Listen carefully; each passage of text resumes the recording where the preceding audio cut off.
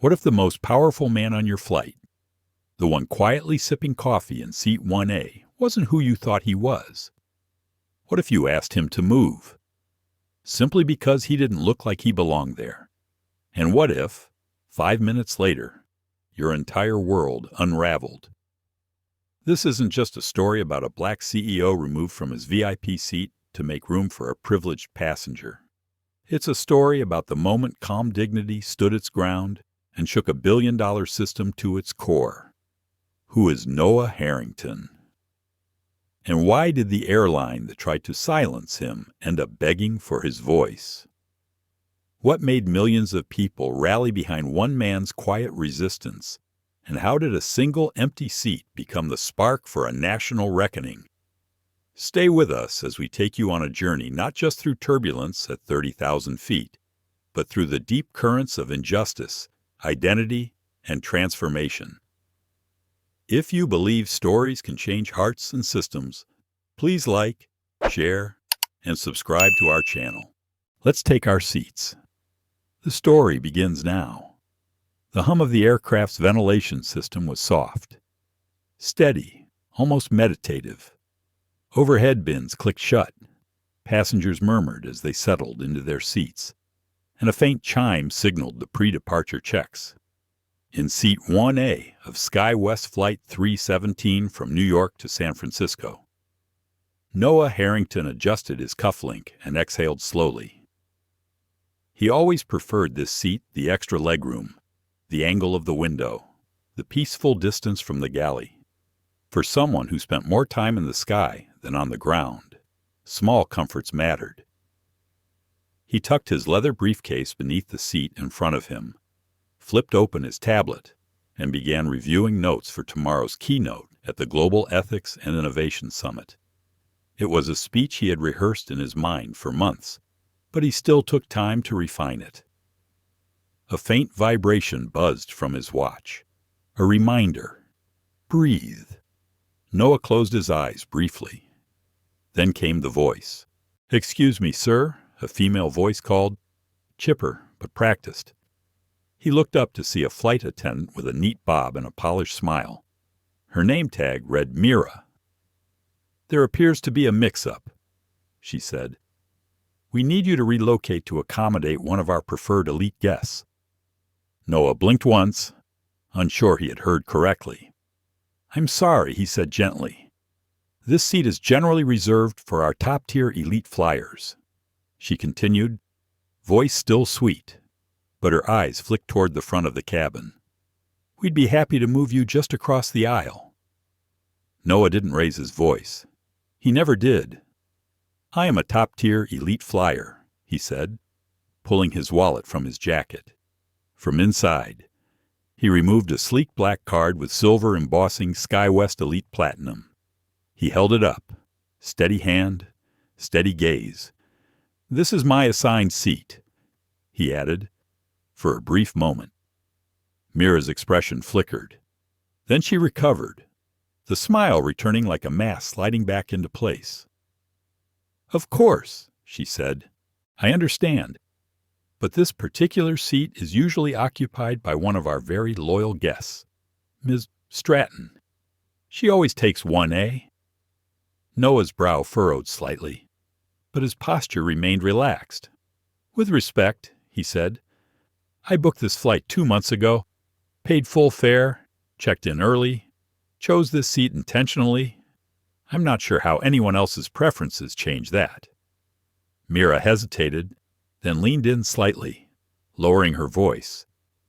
"Mr. Harrington, we really want all of our passengers to have a comfortable experience. Ms. Stratton is accustomed to certain accommodations." And there it was. That word, accustomed, not entitled, not assigned, but accustomed. From the corner of his eye, he noticed a tall, slender woman boarding the plane. Platinum blonde hair, ivory cashmere shawl, oversized sunglasses that hadn't yet come off, though the sun had long since set. She moved with the assurance of someone who believed the world should part for her like the Red Sea. Eloise Stratton, Noah recognized her name from his travel records. They'd shared at least 3 previous flights.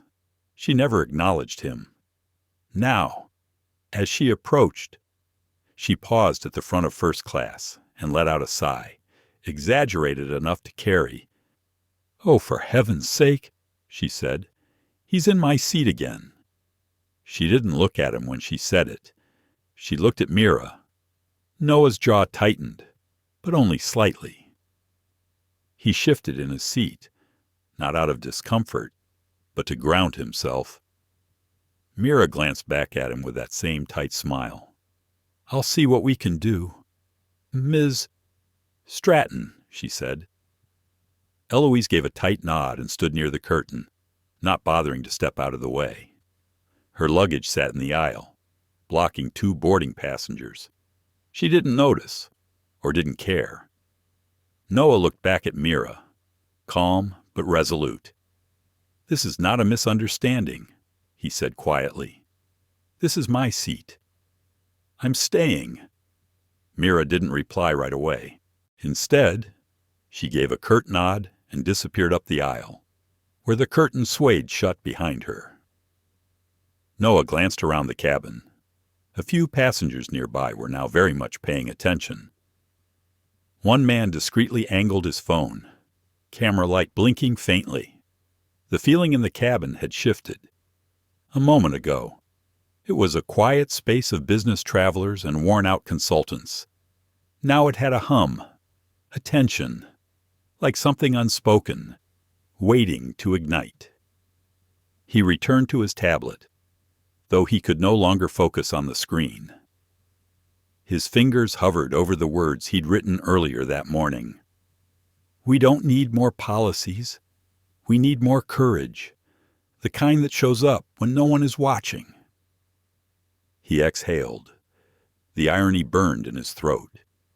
He had spent years building Synertech into one of the most respected AI ethics firms in the world.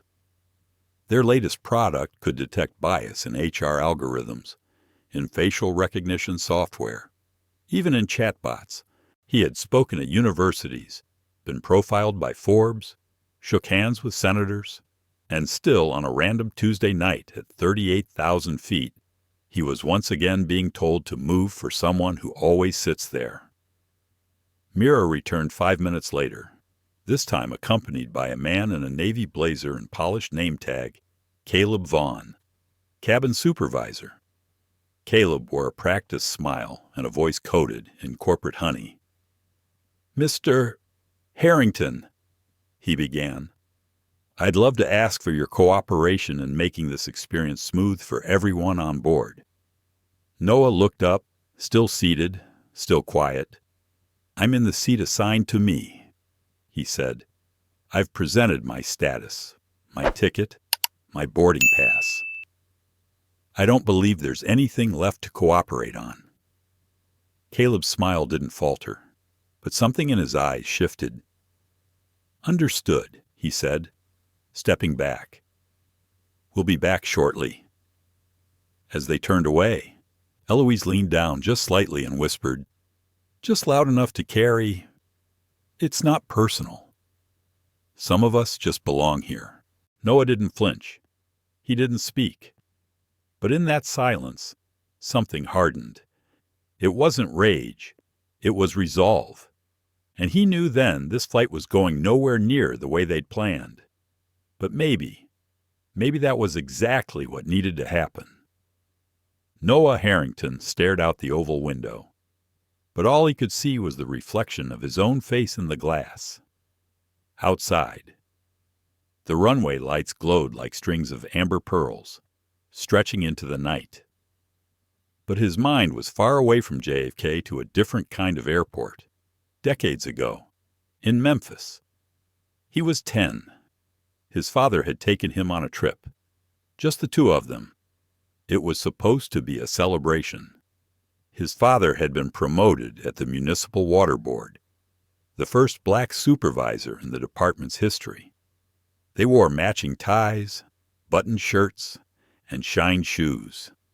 They had arrived early, smiling, bags neatly packed.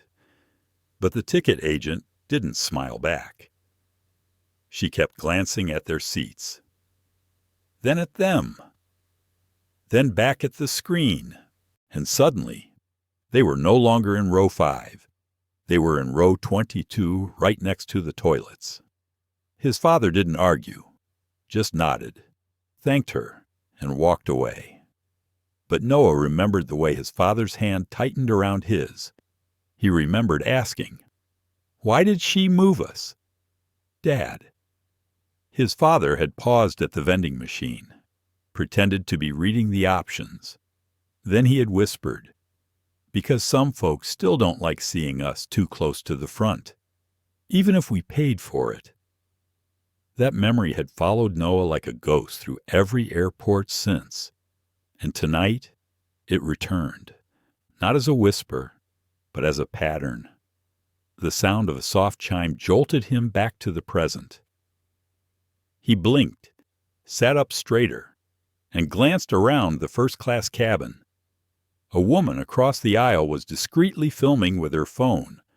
A young man 2 rows behind was whispering to his seatmate. It was happening again. The slow, steady drumbeat of being made to feel like a visitor in your own space. Noah rubbed his jaw. His fingers brushed against the edge of his tie navy with subtle silver stripes. He always dressed sharp when he traveled. Not to impress, to defend. Every detail from his luggage to the polish on his shoes was a kind of armor. But even armor gets heavy. A voice came over the cabin speakers. Routine announcements, estimated flight time, weather in San Francisco. No mention of the small battle unfolding in row 1. Noah leaned back, letting the headrest cradle him. He opened his email and glanced at the subject line at the top. Final draft keynote speech, ethics and design, power and code. He didn't open it, not yet. Instead, he turned inward, sifting through a quiet, private storm. Should he have just moved? Would that have made everything simpler? Would anyone care? A tiny voice in his head whispered, "It's not worth it." But another voice, older, deeper, familiar, replied, "It wasn't worth it when it happened to your father either. But he stood tall for you. Now it's your turn." Noah closed his eyes. He thought of his own son, Miles, 16, too smart for his own good, just starting to understand the world isn't always fair. No matter how polite you are or how high you climb, Noah had told him to be strong, to lead with kindness, but never shrink. And yet here he was, second-guessing himself for not giving up his seat. What kind of example would that be? Footsteps approached, slow, deliberate. Mira returned. She stood with her hands folded neatly at her waist, eyes avoiding his. "Mr. Harrington," she began, "I want to assure you that we're doing our best to accommodate all our elite guests this evening." Noah didn't look up immediately.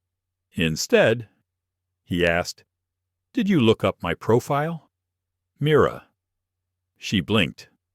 "I'm sorry, I've flown 428,000 miles with SkyWest. I've been an elite platinum member for 6 years. I've never once filed a complaint, never missed a flight. Always arrived early, tipped your team during delays, left 5-star ratings after red eyes. Did you check that before asking me to move?" Her lips parted, but no sound came out. "I'm not asking for special treatment," Noah continued.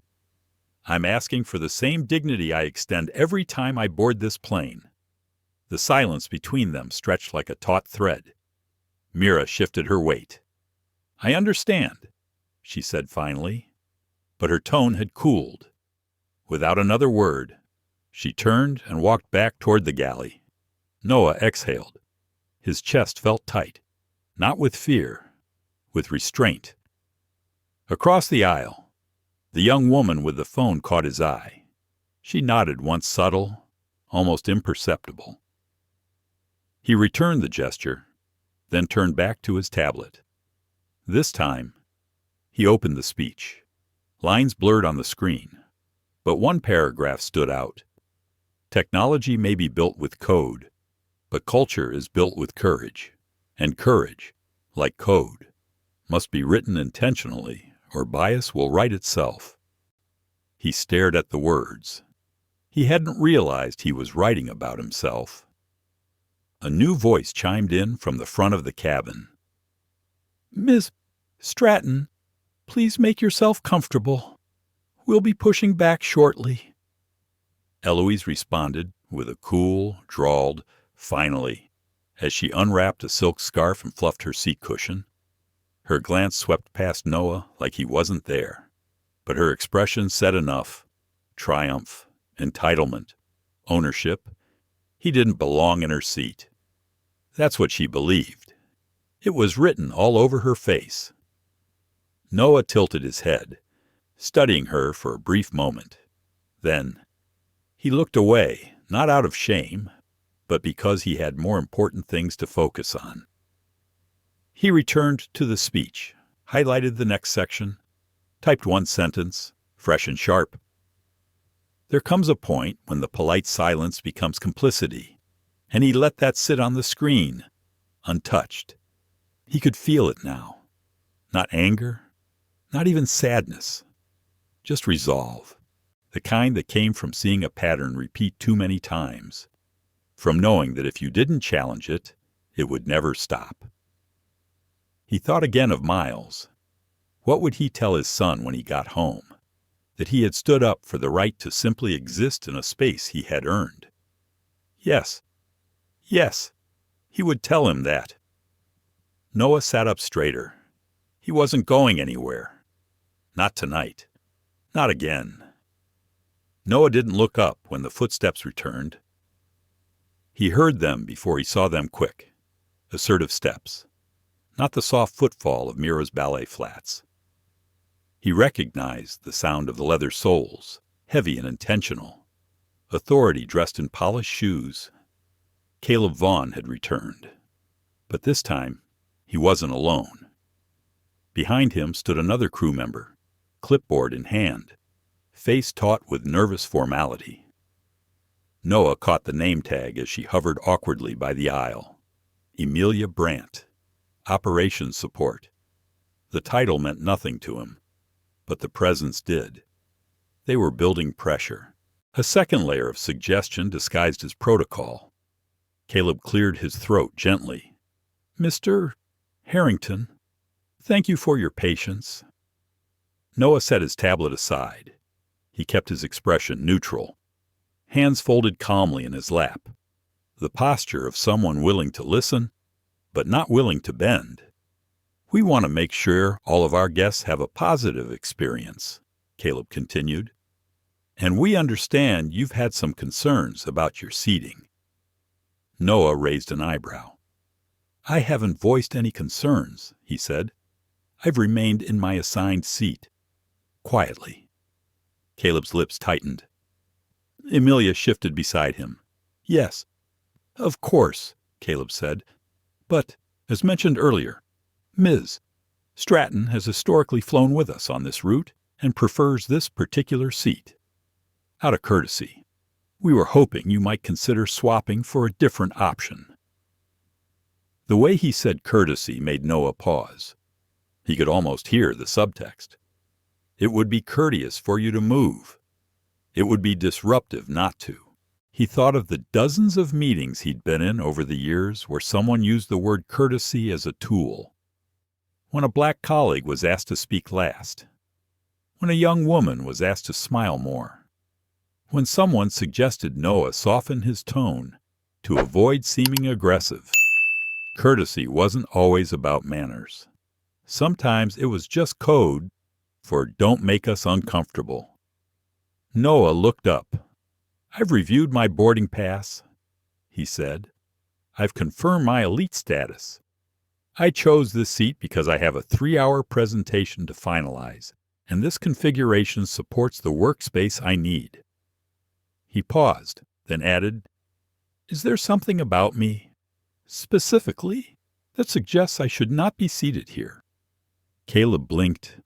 No, no, not at all. It's simply a request to make things smoother for everyone. Smoother for whom, Noah asked. The cabin had gone still again. Passengers shifted slightly in their seats. Subtle, but collective. Some glanced over books or newspapers. Others stared straight ahead, as though not looking would spare them the discomfort of witnessing something too familiar. Mira appeared behind Amelia now, arms crossed, watching. Eloise remained at the front of the cabin, still standing, still waiting.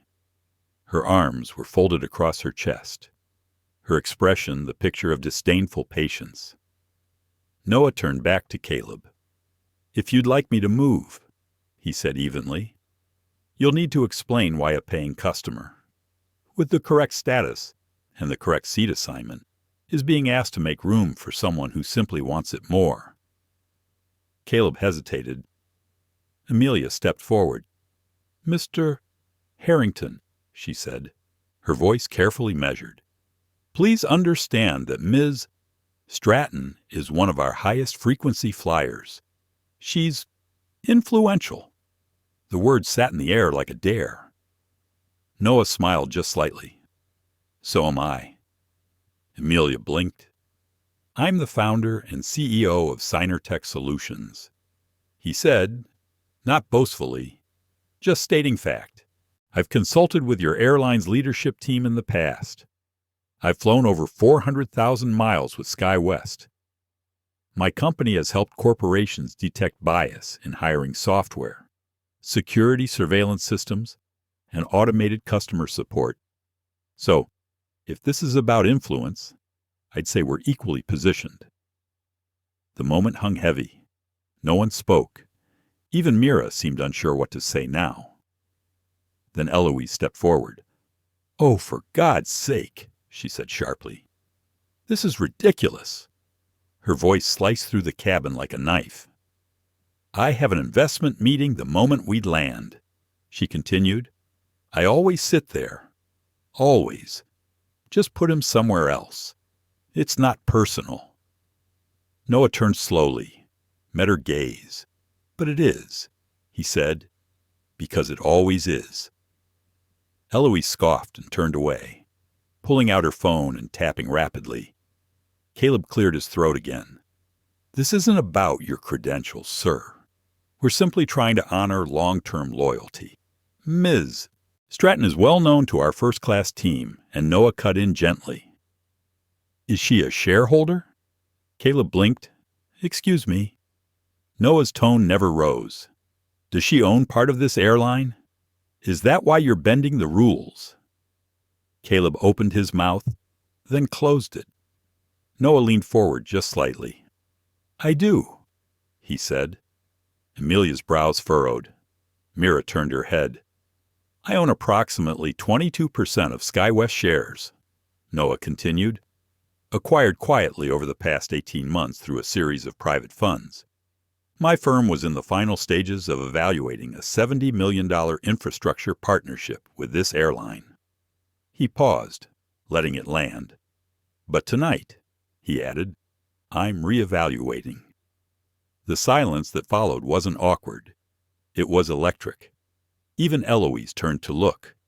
Caleb's face lost its practiced calm. His smile faded. Amelia's clipboard dipped slightly in her hands. The balance had shifted. Noah sat back, not smug, just steady. Eloise's lips parted, about to speak, but nothing came out. Behind them, Tasha Lynn across the aisle slowly stopped recording. Her face was pale, eyes wide. She had captured all of it. Mira opened her mouth, but no words arrived. Her cheeks flushed, the artificial calm crumbling. Caleb swallowed hard. I understand. He managed. Perhaps we should, review some internal options. We'll be back shortly." They turned and retreated toward the galley. Eloise stared after them, stunned. Noah reached down, picked up his tablet, and returned to his notes as if nothing had happened. But something had. Something important. He hadn't raised his voice, hadn't demanded, hadn't threatened, but he had stood his ground, and the system, for once, had blinked first. Eloise Stratton did not like to wait. She stood near the flight attendant's jump seat, arms crossed, her manicured fingers tapping against the strap of her designer handbag. Her heels were still planted squarely in the aisle, blocking any remaining passengers trying to pass. She didn't notice. Or maybe she did and simply didn't care. This seat business, this inconvenience, was beneath her. Eloise had flown this exact route over 60 times, New York to San Francisco, always on the 6:45 p.m. SkyWest Direct, always first class, always seat 1A. The staff usually remembered. Mira always greeted her with a complimentary mimosa and a 2 sweet. So nice to see you again, Ms. Stratton. But not tonight. Tonight, that man was sitting in her seat. The thought alone made her skin prickle. She watched him from a distance, her eyes narrowing. He wasn't loud. He hadn't argued or raised his voice, but somehow that made it worse. There was something about the way he sat there calm, unmoving, composed. It unsettled her. She was used to being obeyed, not defied. Behind her. Mira whispered something to Caleb, who gave her a tired look and shook his head. Neither of them seemed eager to return to row 1. Eloise pulled out her phone and opened her messages. Eloise Stratton to Motherboard SF. Stuck on the tarmac, delayed by an unreasonable situation. I may be late for the 10 a.m. debrief. Can someone brief Charlie on the P&L slides if I don't arrive on time? She hit send with an exasperated sigh and turned back toward the front of the plane. Mira finally approached again, her posture now a little less confident than earlier. We're working on a solution, Ms. Stratton, she said quietly. Eloise raised a brow. You've had 20 minutes, she replied. We're doing everything we can, Mira said. But Mr. Harrington, he's not budging. Eloise scoffed. Not budging, she repeated. Is that the level of professionalism we're operating at now? Mira gave a diplomatic smile, but her lips barely moved. Eloise leaned in. You know this is ridiculous, she said. I always sit in that seat. Mira hesitated, then nodded faintly. Eloise softened, just a bit. She reached into her bag and slid out a folded bill, one of many she kept prepped for discretionary encouragement. She didn't hand it to Mira directly. She simply tucked it into the pocket of Mira's blazer, as if it had fallen there by accident. For your trouble, she murmured. You've always been helpful. Mira's cheeks flushed. She stepped back quickly and nodded before walking off again toward the galley. Eloise exhaled deeply and glanced down the aisle. Still there. The man Noah was back to typing on his tablet, unbothered, unhurried. She couldn't understand it. Most people would have moved. Most people did, especially when asked by a crew member, especially when someone like her was involved. The rules didn't usually apply to her, not the same way, and that had never been a problem until tonight. Across the aisle. Tasha Lynn continued to watch. She had stopped filming, but kept her phone resting discreetly on her lap. Camera facing the scene. Not recording, just observing. Tasha worked in nonprofit media. She'd seen 1,000 subtle injustices unfold in public places, and nearly every time, they were dismissed as misunderstandings or policy enforcement. But this didn't feel like a misunderstanding. It felt like something else, something older, deeper. Noah didn't look like he was angry, but he also didn't look like he was moving. And that made Tasha sit up a little straighter. She checked the battery on her phone. Eloise, meanwhile, had returned to pacing in place. The idea that this was happening to her offended her in a way she couldn't quite articulate. She had grown up in a home where decorum was currency, where image was everything, and where propriety had an unspoken definition. She had learned to wield influence like a second language, graceful, polite, effective.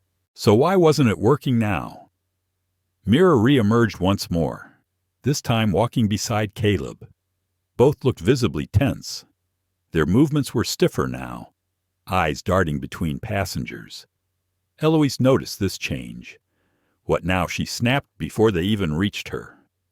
Caleb held up a hand. "Miss Stratton," he began, "we're still working on a resolution. But at this time, Mr. Harrington has not agreed to relocate." Eloise narrowed her eyes. "You're telling me you can't even enforce your own seating structure?" "He's in his assigned seat, ma'am," Mira said, voice almost a whisper.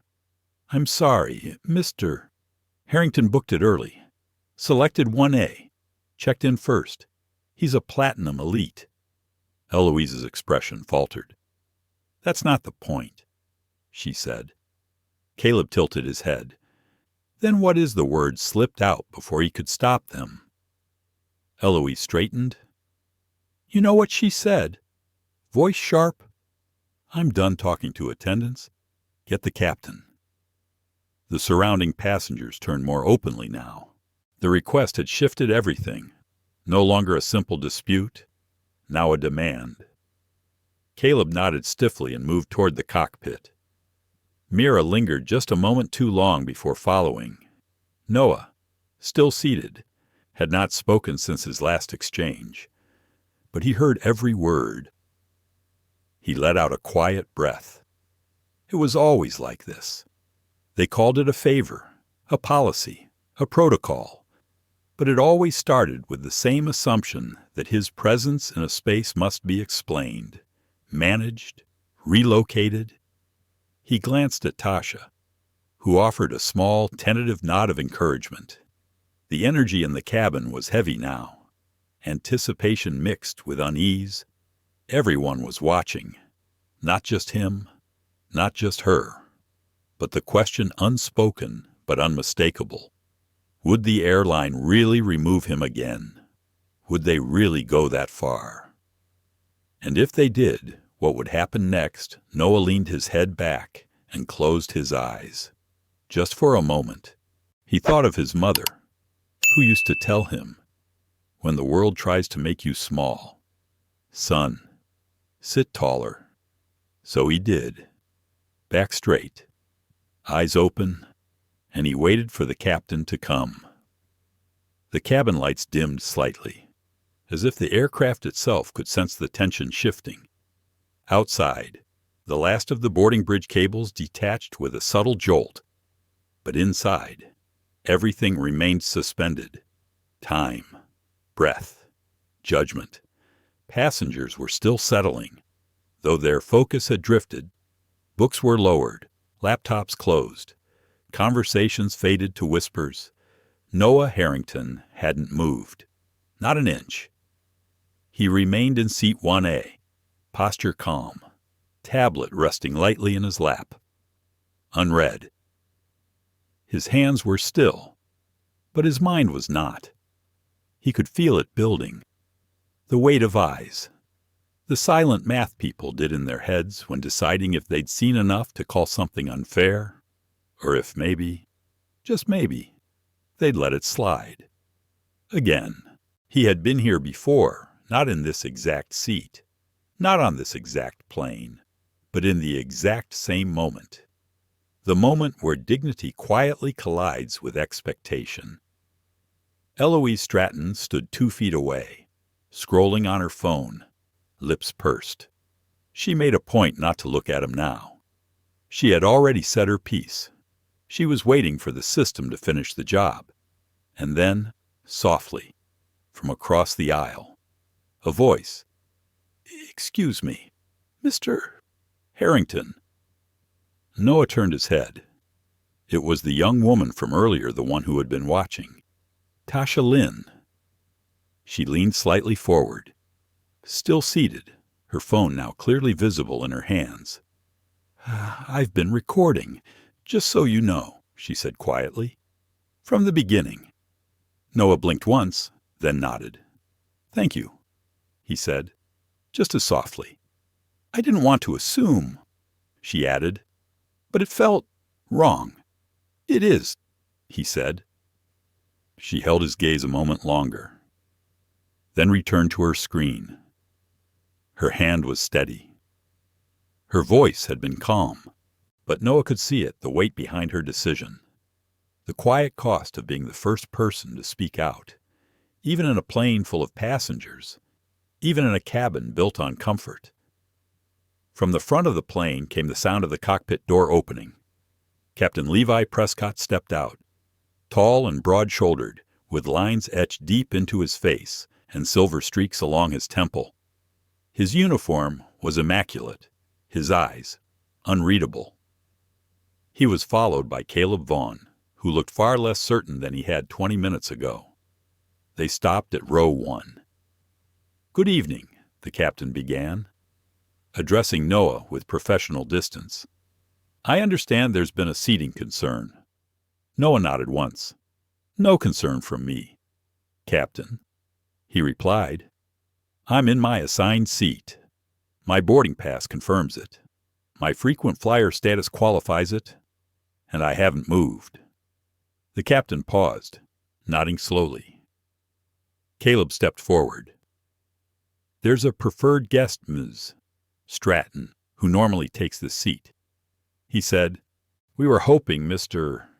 Harrington would accommodate."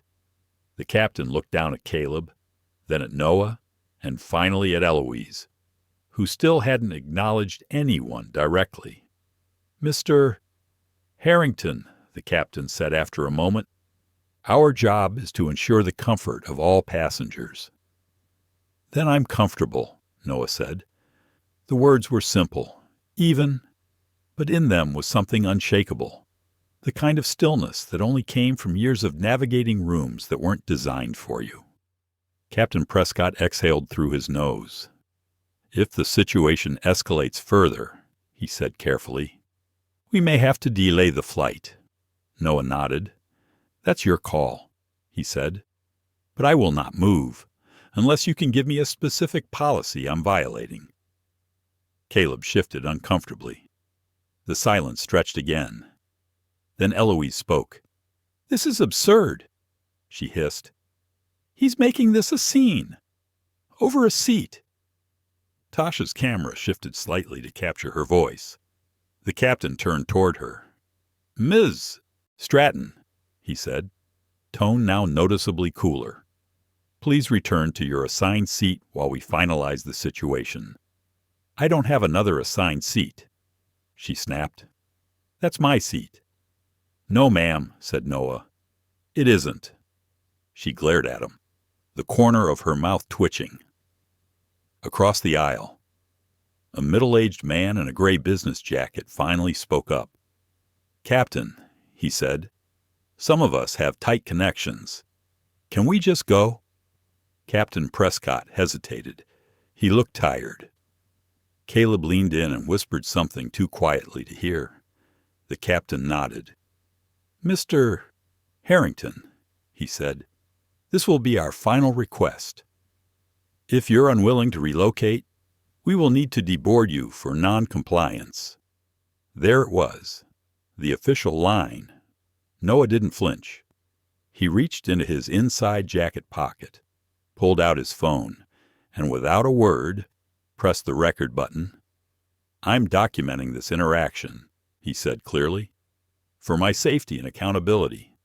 I have complied with every instruction. I'm in my assigned seat. I have not raised my voice or violated any policy." Captain Prescott's brow furrowed. "That's not necessary," he said. "I disagree," Noah replied. The air in the cabin grew heavy again. Then, from the rear of the first-class section, another voice cut through. "I'm filming too. said a woman in a denim jacket. "Been doing it since that woman shoved past me to throw a fit." Heads turned. Eloise's jaw dropped slightly. "I beg your pardon," she said. "You heard me," the woman said. "Not all of us are going to pretend this isn't what it looks like." Then a man behind her lifted his phone. "Same here. I've got the whole interaction recorded." Mira, standing midway down the aisle, paled. The tide had shifted. One voice, then two. Now more. Caleb looked at the captain, clearly rattled. Prescott exhaled again. "This is getting out of hand," he muttered. "No," said Noah softly. "This is what it looks like when people stop letting it slide." There was no anger in his voice, no sarcasm, just truth. The captain straightened. He looked at Eloise, then at Noah, and for the first time, he looked uncertain, as if the script had failed him, as if he realized he wasn't in control anymore. Noah stopped the recording and placed the phone face up on his tray table. "If you still intend to remove me," he said, "I won't resist. But know this, what happens next isn't mine to carry, it's yours." The line was quiet, measured, but it rang out like thunder. Caleb took a step back. Mira looked down. Captain Prescott didn't reply. Noah turned back toward his tablet and resumed reading his notes. The air didn't clear, but something had shifted. This wasn't just about a seat anymore. It never had been. The metallic click of the cabin door locking back into place was sharper than it should have been. It snapped through the first-class cabin like a warning.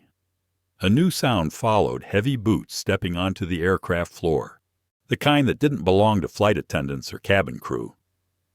Noah didn't need to look to know what came next. He'd heard that rhythm before. Once at a security checkpoint where he was pulled aside for a random check. Another time on a conference stage when a VIP guest assumed he was staff. It was always the same rhythm. Two officers in dark uniforms appeared from the front galley. Not rushed, not aggressive, but unmistakably authoritative. Their posture made something in the cabin tighten. That invisible thread of unease drew tighter between the rows. One of the officers, a tall man with a salt and pepper crew cut, spoke first. "Mr. Harrington." Noah nodded once. "That's me. We've been called to address a passenger issue," the officer said. "The flight crew has requested your removal." Noah didn't move. He took a breath. Not deep, just steady. "Can you explain the grounds for that request?" he asked. Voice level. "I'd like to understand what rule I've broken." The officer hesitated. His partner, a younger man with a clipped badge reading Miller, stepped in. "The report says you were uncooperative," he said, but even as he spoke, his tone lacked conviction. "Uncooperative," Noah repeated. "By remaining in the seat assigned to me." The younger officer glanced toward the flight crew. Mira looked down. Caleb didn't meet anyone's eyes. Captain Prescott stood at the edge of the galley, arms folded, his jaw tight. "I have a confirmed boarding pass." Noah continued, "I checked in on time. I paid full fare. I'm an elite platinum member, and I have not raised my voice, refused instruction, or broken any federal aviation regulation." He let the words hang in the air. Around him, passengers watched in complete silence. Several phones were now visibly recording. The officer with the crew cut shifted uncomfortably. "Sir, we're just following protocol." Noah leaned back slightly in his seat. "I understand that, but I'm asking again for the record, am I being removed for refusing to surrender my properly assigned seat to another passenger?" There was a pause, too long to be comfortable.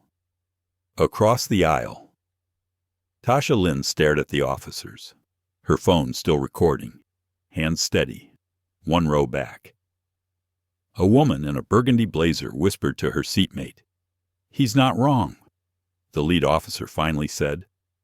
"We don't have discretion over seating assignment, sir, but the crew does, if they deem the situation disruptive." "But the disruption," Noah said, "didn't start with me. I sat down. I worked. I didn't ask anyone to move. I didn't raise my voice. What's disruptive is what's been done to accommodate someone else's expectations at my expense." A murmur ran through the cabin. The tension that had been building was starting to shift. The discomfort was no longer directed at Noah. It was folding inward onto the crew, onto Eloise, onto the structure itself. Eloise, still standing near the curtain, crossed her arms. "Oh, please," she muttered. "This is all so dramatic. He just doesn't want to switch seats." A man 3 rows back called out, "You didn't ask him. You demanded. That's different. Let's keep it respectful," the younger officer said quickly, his voice more pleading than commanding. Noah looked at him. "I'll stand," he said, finally rising to his feet. But he didn't gather his things yet. He stood with a calm, deliberate posture back straight, chin level. Then he turned to Captain Prescott. "Before I leave, I'd like a verbal confirmation. Am I being removed for asserting my right to the seat I was assigned?" Prescott said nothing. Noah waited. 10 seconds, 15, and then, finally, the captain spoke. "You're being removed for creating a disturbance." The lie was so clean. It cut the air.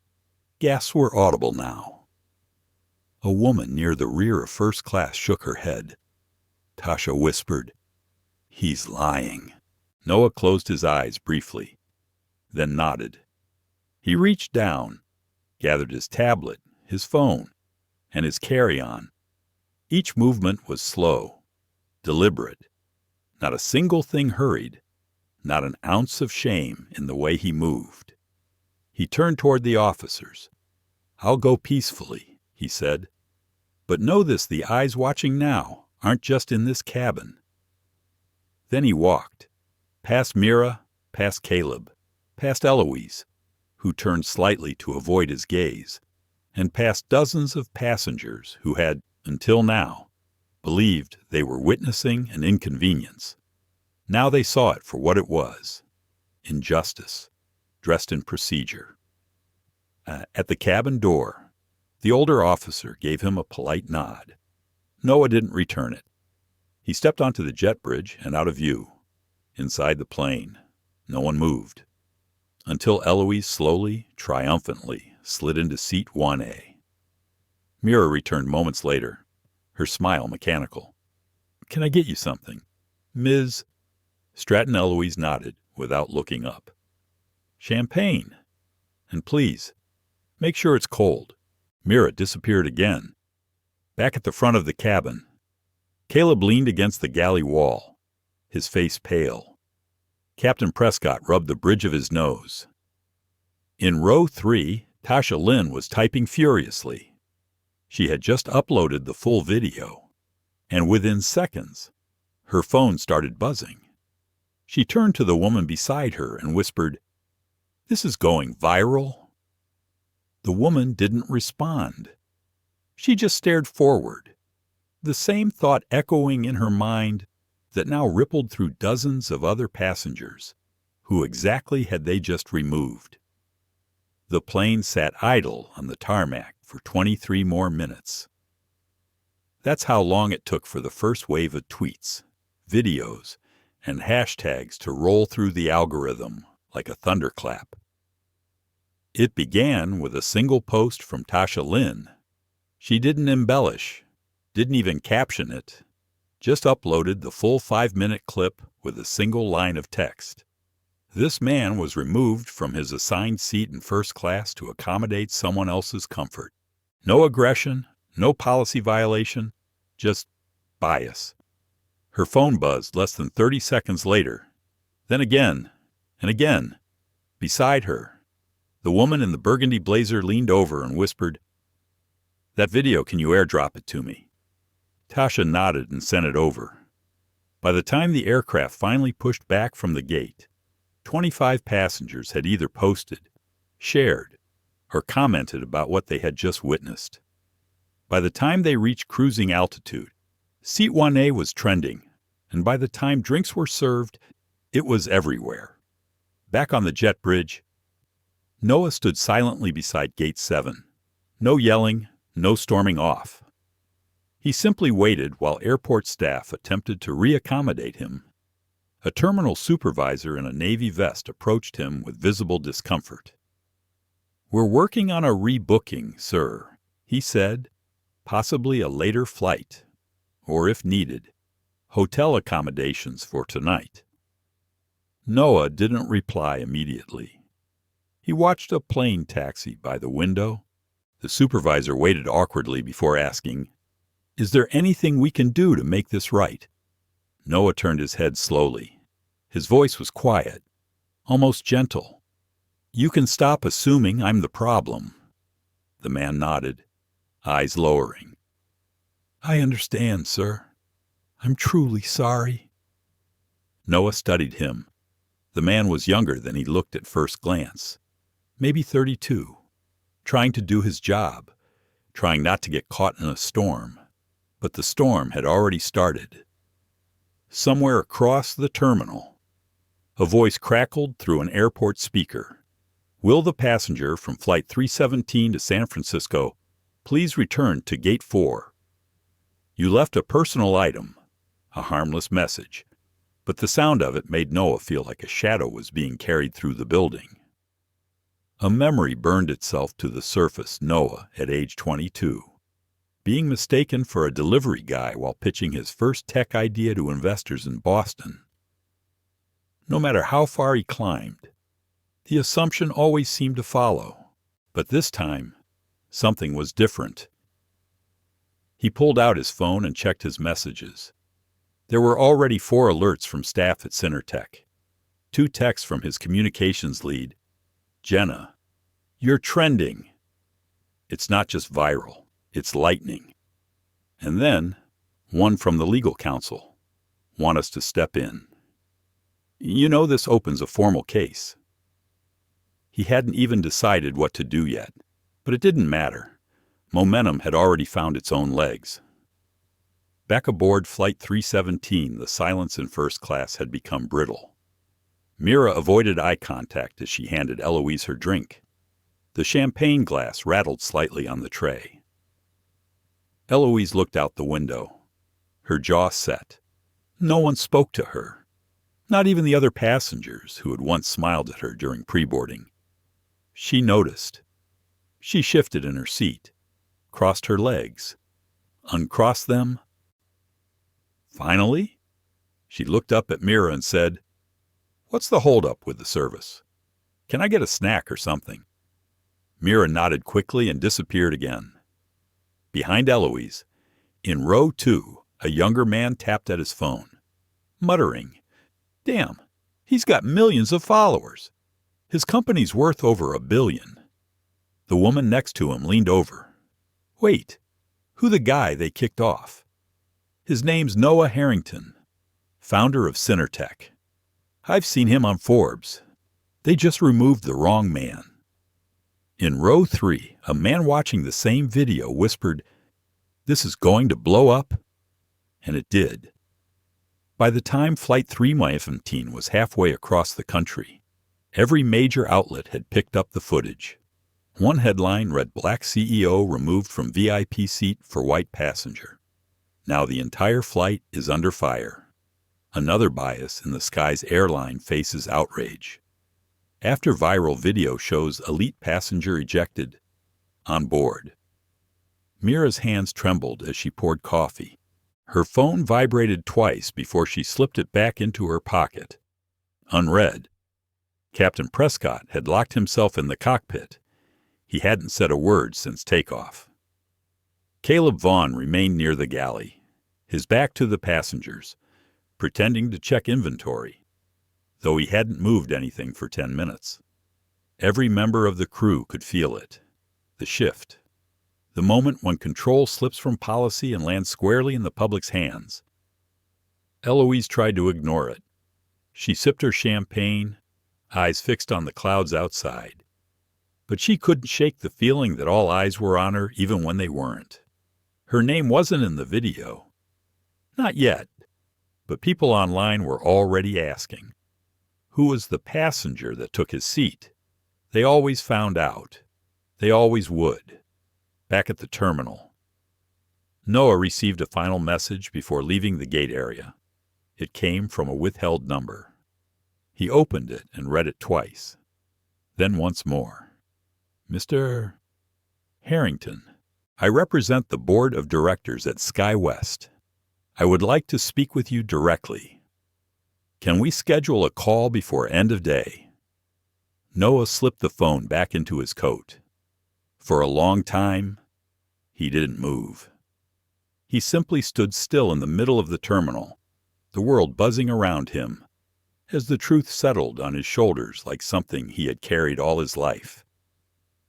He had always known what it cost to speak up, but for the first time in a long time, the cost didn't feel like his to pay.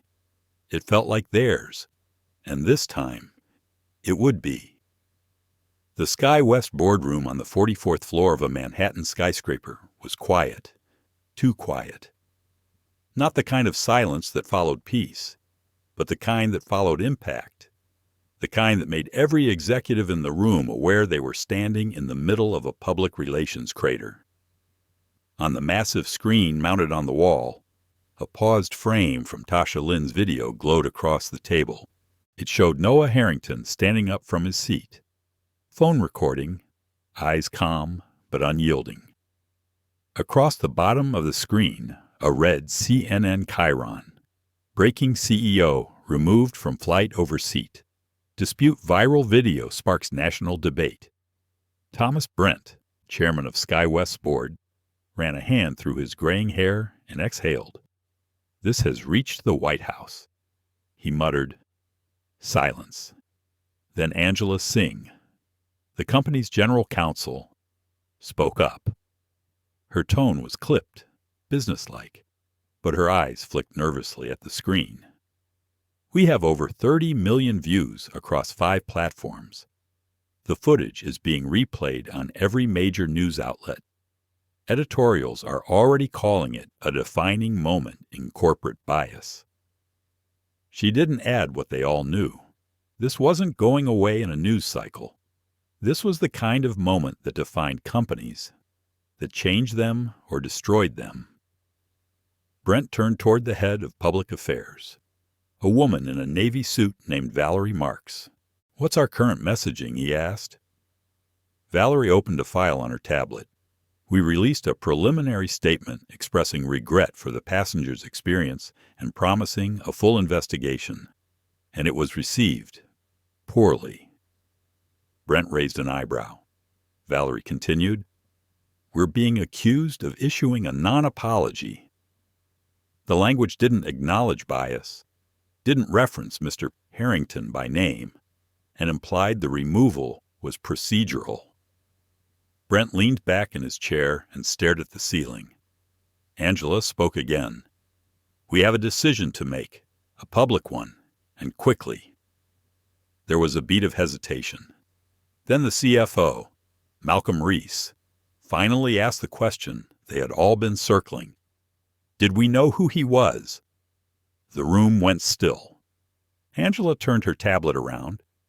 The display showed a full bio, Noah Harrington, founder and CEO of Synertech Innovations, net worth $2. $3 billion education MIT. Stanford recognized for equity in tech, ethics in AI.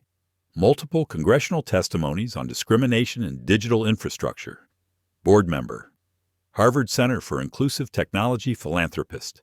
Public speaker and civil rights advocate. Malcolm's eyes widened. Oh my God, someone whispered. Brent muttered. We threw the wrong man off that plane. Angela didn't blink. No, we threw the wrong man off. Again. That word again hung in the room like smoke. This wasn't SkyWest's first public misstep.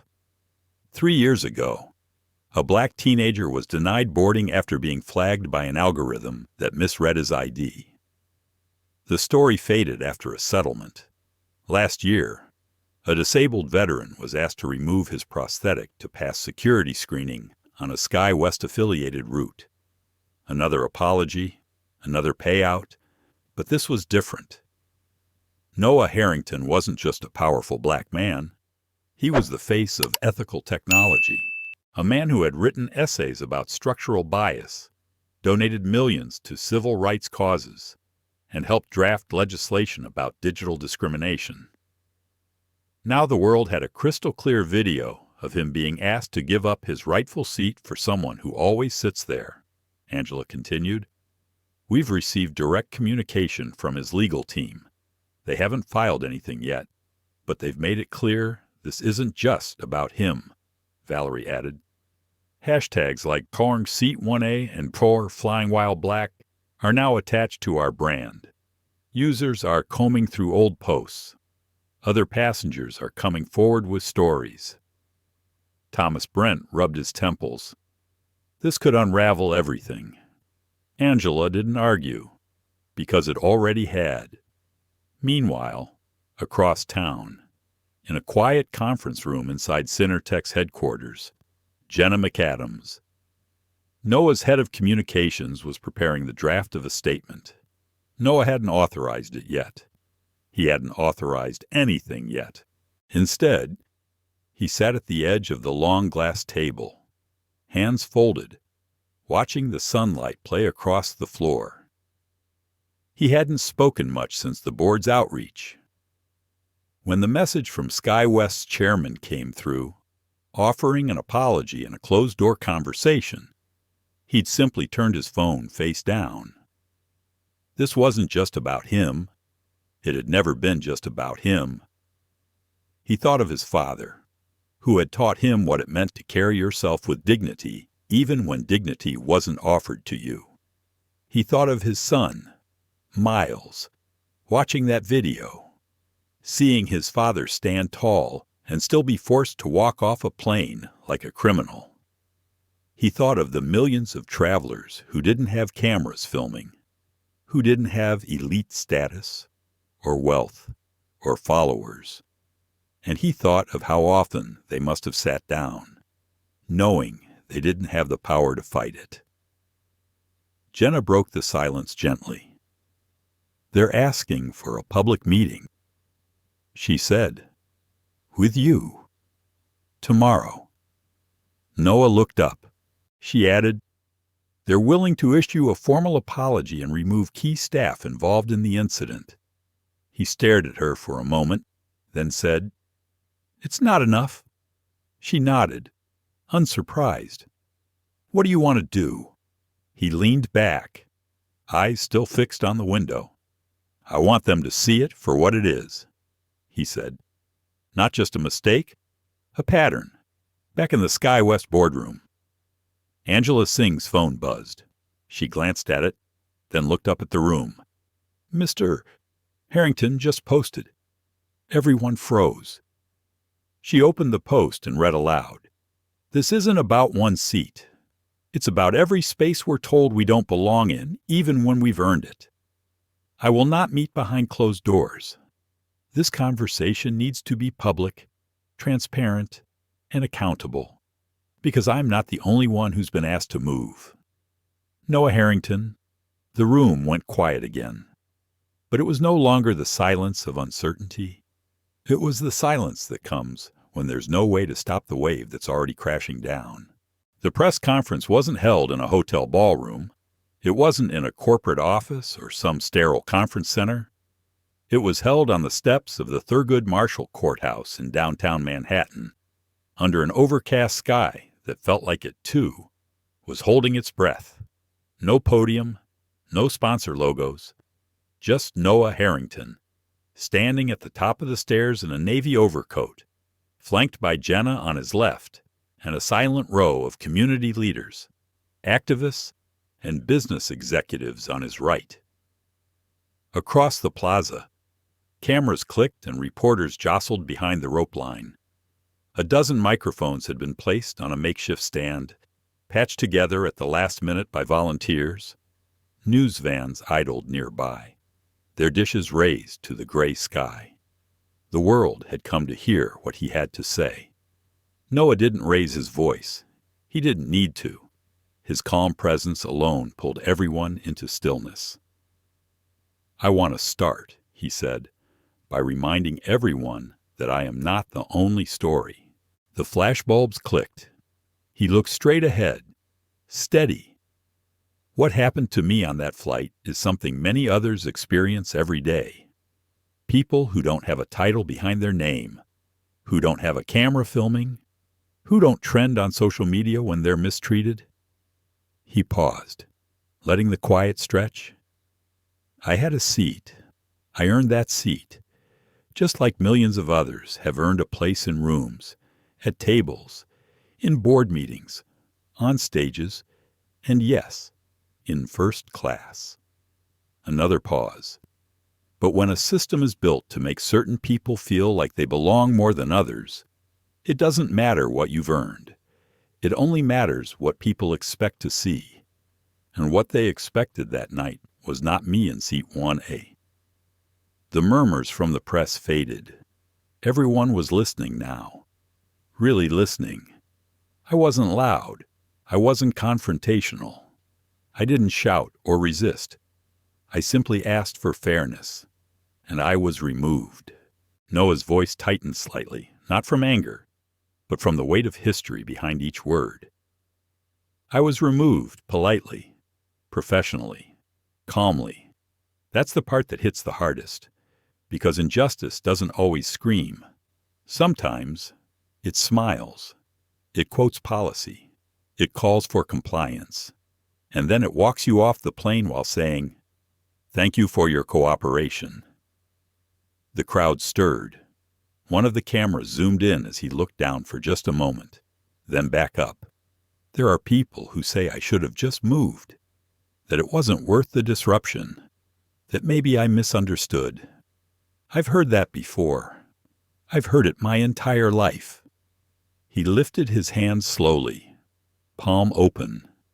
When I was 10, my father and I were moved to the back of a plane for the comfort of someone else. He didn't fight. He didn't even complain. He just lowered his head and let it happen. And afterward, he told me, "One day, son, you'll be in a position where you can speak without fear. Don't waste that moment." Noah's voice caught for just a second. Then he cleared his throat and went on. This was that moment. A woman behind him placed a hand gently on his back. He didn't turn, just nodded slightly in acknowledgement. I'm not here today to demand an apology behind closed doors. I don't want a settlement. I don't want anyone silenced or paid off to make this go away. I want transparency, accountability, and change. He stepped slightly closer to the microphone stand. I'm calling on SkyWest Airlines to release a full, unedited record of what occurred on Flight 317, including internal communications, including their protocol for seat reassignments involving elite members. He raised one finger. I'm asking for the immediate termination of discriminatory seating practices masked as customer preference. Second finger. I'm demanding mandatory anti-bias training for all flight crews and gate agents, led by independent, community-reviewed educators, not corporate HR. Third finger. And finally, I'm asking that SkyWest partner with civil rights organizations to create a public oversight board to review future complaints not behind walls, but with real people in real daylight. He dropped his hand.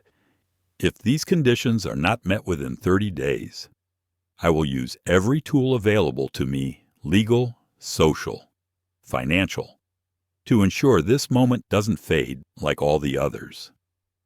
Another wave of murmurs. Reporters began scribbling. Phones buzzed. across the street. One anchor whispered into her mic, "This is not just a press conference. This is a reckoning." Noah wasn't done.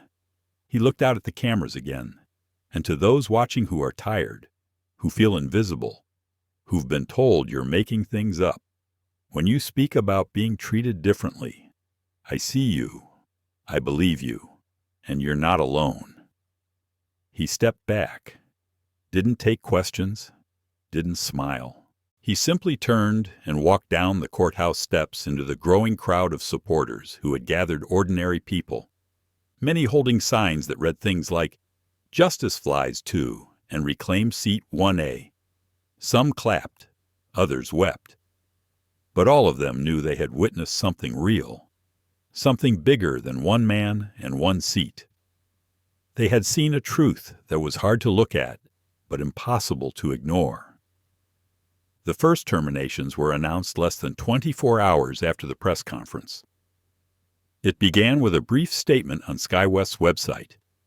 No names attached, no emotional language. Just a clinical acknowledgement that certain staff involved in the Flight 317 incident have been relieved of duty pending further review. By the end of the day, names were leaked. Mira Dorsey, Caleb Vaughn, Captain Levi Prescott. 3 careers, just like that. Not because of a mistake, because they had followed procedure without questioning its morality, because they had become the faces of something bigger, something the world no longer had patience for.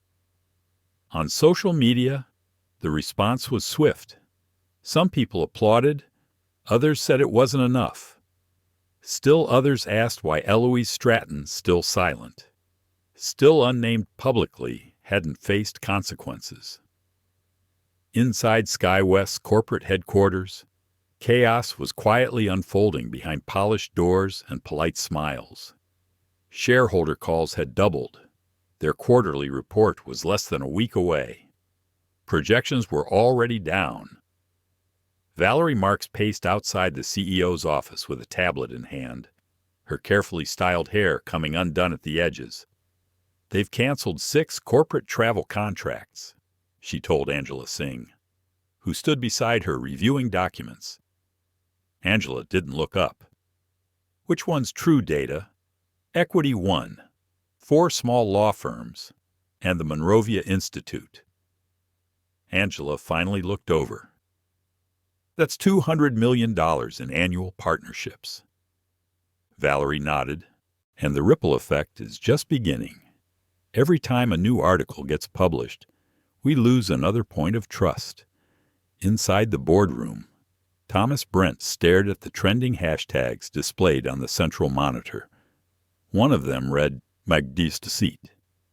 Another, "Our one reclaim mot." The images weren't slowing down either. There were photos of ordinary passengers taping seat numbers over train benches and bus rows. Images of black executives sharing their own travel discrimination stories.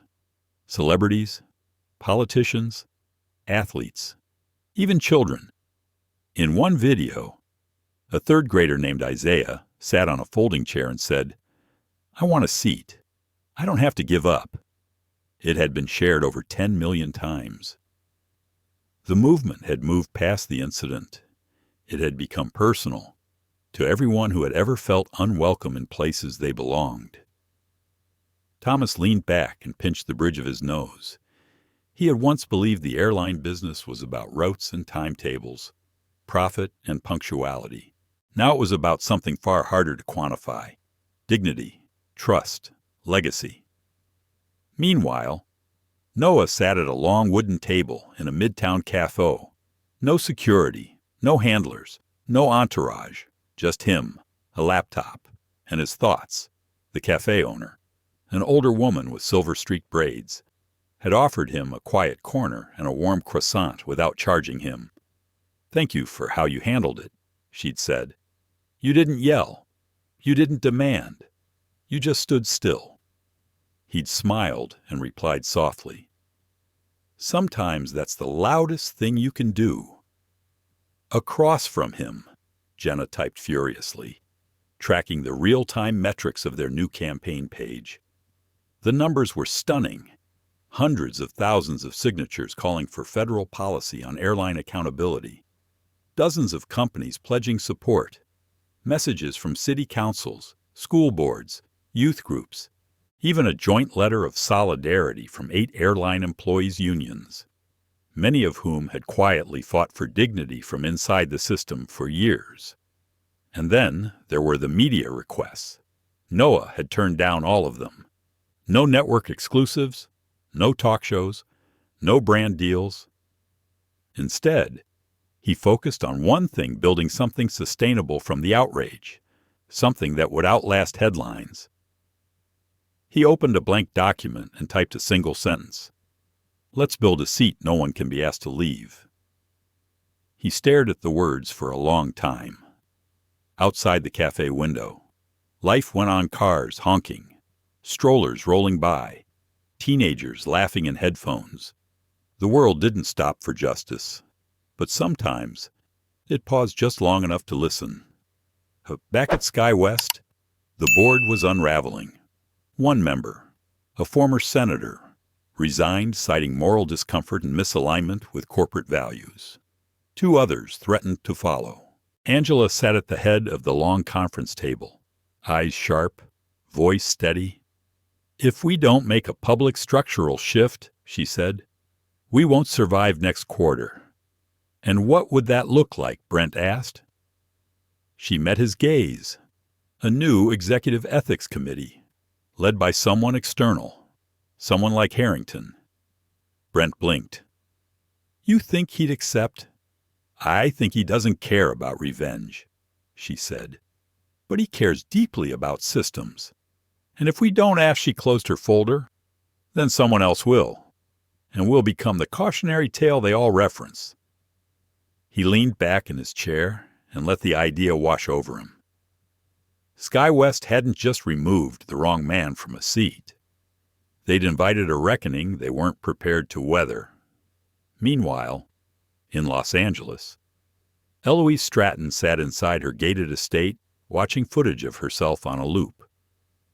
The full name hadn't been released by Sky West or any official channel, but the internet had found her. She'd been called entitled, racist, privileged, and worse. The comments were relentless. She told herself none of it mattered. But still, her hands shook as she turned off the TV and opened her laptop. There was a new email from her talent agency. Effective immediately, they were terminating her contract due to reputational misalignment. She closed the screen. Suddenly, the seat she'd fought for on that plane didn't feel so prestigious anymore. It felt like a reminder of what she'd taken and what she'd lost.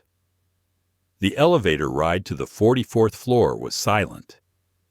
Noah stood between Jenna and a legal advisor, his reflection calm and still in the polished chrome panels around them.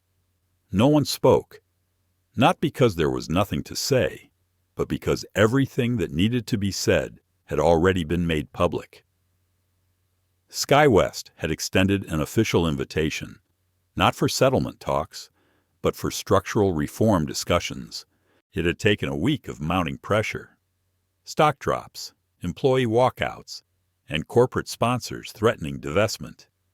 Now, the people who once insisted he wasn't a disruption were begging him to become one with purpose. The elevator dinged. The doors opened into a sleek lobby lined with glass.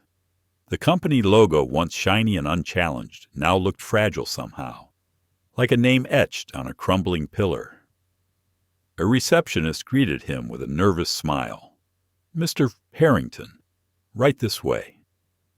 He didn't smile back. He simply nodded and followed her down the corridor toward the boardroom. Inside, the same faces awaited him. Thomas Brent, Angela Singh, Valerie Marks, a few remaining board members seated at the long table. They stood as he entered. He didn't ask them to, but the gesture, awkward as it was, marked a shift, not in posture, in power. Brent extended his hand. Noah looked at it for a moment before accepting, A brief shake. No words. They sat. Angela cleared her throat. "Mr. Harrington," she began, "we appreciate you agreeing to meet with us. We realize this conversation is long overdue." Noah leaned back, hands folded. "I'm not here for an apology," he said. That moment passed. "I'm here to discuss what comes next." Brent nodded. "That's what we want, too. We're prepared to institute an immediate third-party ethics committee and implement your public oversight model just as you outlined."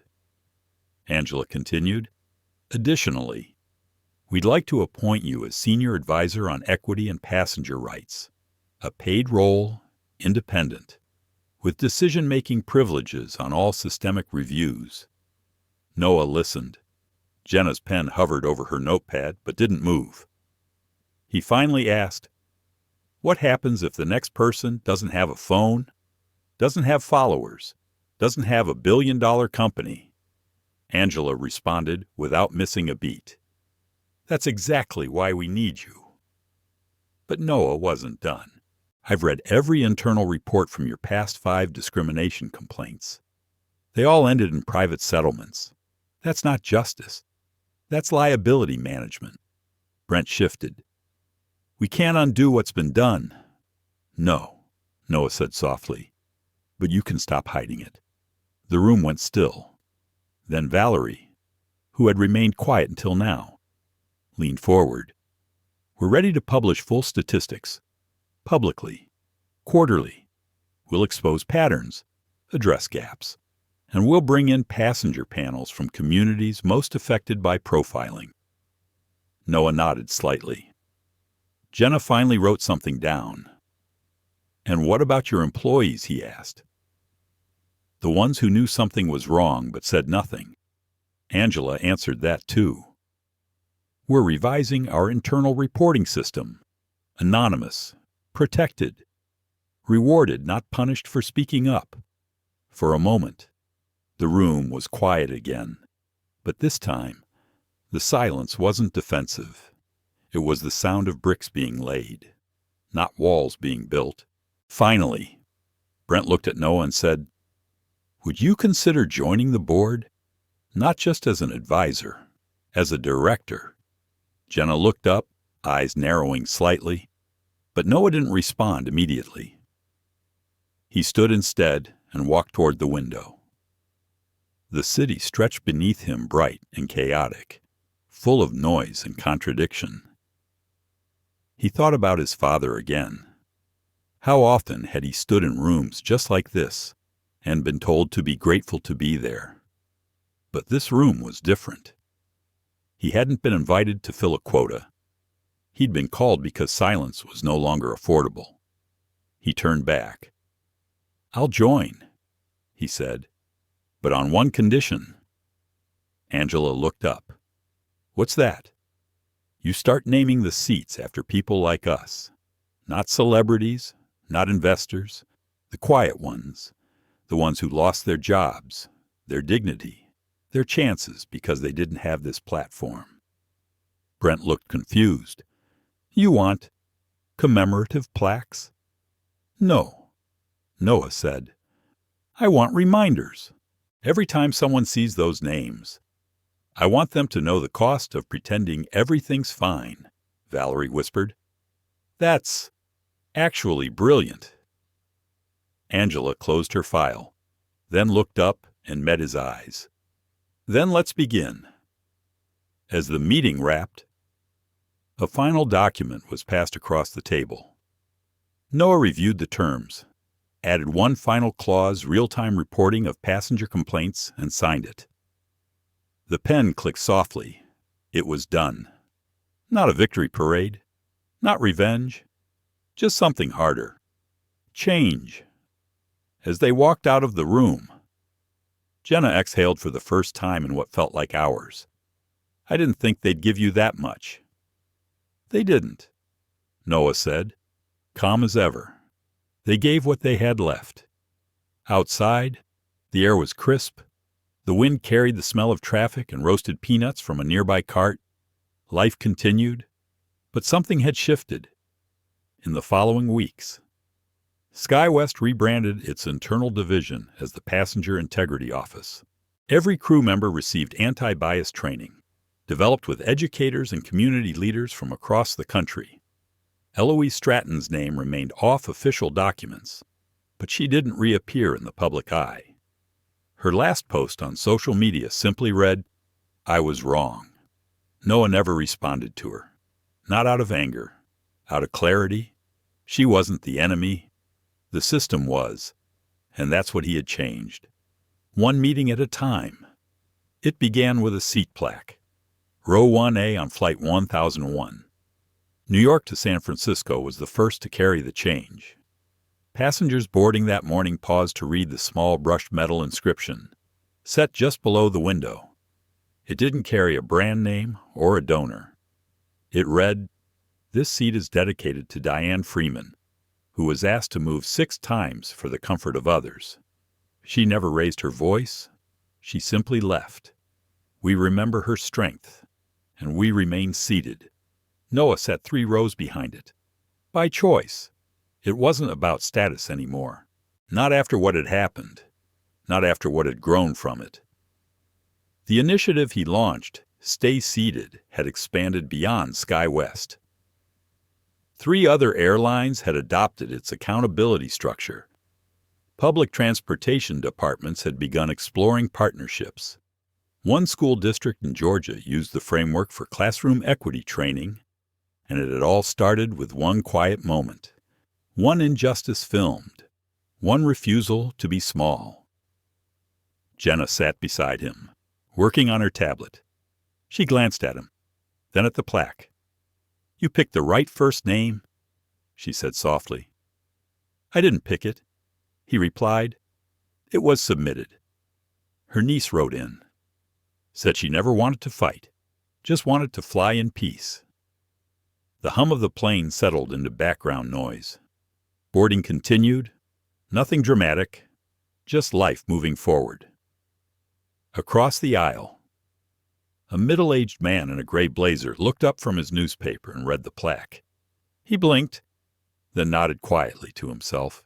Moments later, a woman in a purple cardigan entered. She paused in front of 1A, noticed the plaque, and slowly sat down. She didn't pull out her phone. She didn't sigh or roll her eyes. She just rested her hand gently on the plaque for a breath before folding her hands in her lap.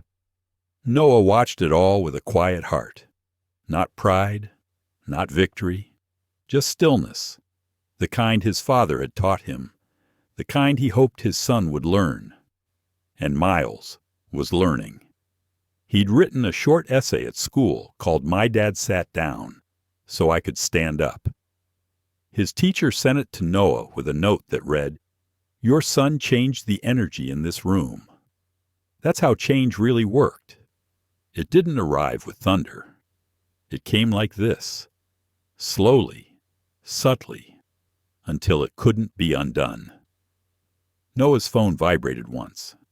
It was a message from SkyWest's new Passenger Equity Board. 2 more seats named, Dallas and Seattle flights, stories included below. He saved the stories to read later. Behind him, a flight attendant made her way down the aisle, checking seat belts and overhead bins. She paused when she reached him. "Mr. Harrington." He looked up, expecting a question about his ticket. But instead, the woman, young, nervous, held out a folded note. "It's from a passenger," she whispered. "In 14C. Noah took the note, thanked her, and unfolded it. The handwriting was small but careful. "I was on your flight. The original one. I watched it all happen. I didn't film. I didn't speak up. I've regretted it ever since. But I want you to know you made me believe in something again. You made me sit taller. Thank you." There was no name, just a quiet sentence at the bottom. "Please stay seated." He folded the note and slid it into his pocket. The plane pulled back from the gate. Engines hummed louder. Outside, the sky opened into soft light. It wasn't about revenge. It had never been about revenge. People kept asking him what he wanted when he filed the complaint, when he gave the speech, when he signed the agreement. The truth was, he didn't want anything from them. He wanted something for the ones who came next. For the kid getting on a flight alone, dressed in their Sunday best, trying to prove they belonged. For the mother asked to give up her aisle seat for someone more deserving. For the employee who lost an upgrade they earned. For everyone who had been asked to shrink, to smile through it, to say thank you for the discomfort. Now, every time someone walked past that plaque in seat 1A, they'd remember that someone stayed seated not because they were defiant, but because they had finally earned the right not to move. The aircraft tilted upward. Noah glanced out the window, the sun catching on the wing. There would be more battles, more conversations, more resistance, but something had shifted. The sky no longer felt like someone else's territory. It felt like everyone's. The intercom chimed. "Good morning, ladies and gentlemen. Welcome aboard Flight 1001. As we prepare for takeoff, we'd like to take a moment to recognize our partnership with Stay Seated, a program reminding us all that equity isn't just a value, it's a destination." Passengers looked up, some nodded, others kept reading, but the words sank in, quietly, like change always does. Noah closed his eyes, let the hum of the engines fill the quiet, and stayed seated. Sometimes, the most powerful protest is stillness. Noah Harrington didn't raise his voice. He didn't shout. He stayed seated, and by doing so, he forced the world to look at itself. What began as a moment of casual cruelty on a flight, one man asked to give up his rightful place, became a movement that reached boardrooms, classrooms, living rooms, because discrimination doesn't always arrive with sirens. Sometimes it wears a smile, quotes policy, asks nicely, but it leaves people smaller than when they boarded. This story reminds us that dignity isn't given by gate agents or seat numbers. It's something we carry and defend, especially when the world tries to take it away. To those who've ever been told they don't belong, you do. And to those who've looked away, it's time to see, to listen, and to speak. Because every name engraved on those rededicated seats is a promise that the flight forward must include everyone. If this story moved you, if it stirred something in your chest, or made you reflect, we ask you to like, share, and subscribe to our channel. More stories like this are on the way. Stories that honor the quiet courage that changes everything. Until then, stay grounded, stay kind, and stay seated when it matters most. We'll see you in the next story.